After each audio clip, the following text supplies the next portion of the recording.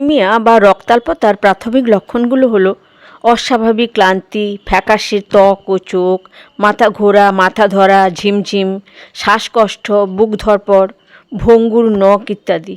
এবং চরম অবস্থায় হার্টবিট অস্বাভাবিক হয়ে যায়, এমনকি হার্ট ফেলও হতে পারে। খাদ্যে আয়রন ও ফোলেটের অভাব, ধূমপান, চা কফি জাতীয় খাদ্যের অতিরিক্ত সেবন এবং শরীরের আয়রন শোষণ ক্ষমতা কম থাকলে এবং নানা অসুস্থতায় রক্তাল্পতা রোগ দেখা দেয়। মেয়েরা যখন মাসিক চক্রের মধ্য দিয়ে যায় এবং গর্ভবতী মায়েদেরও প্রায়শই রক্তাল্পতা দেখা দেয়।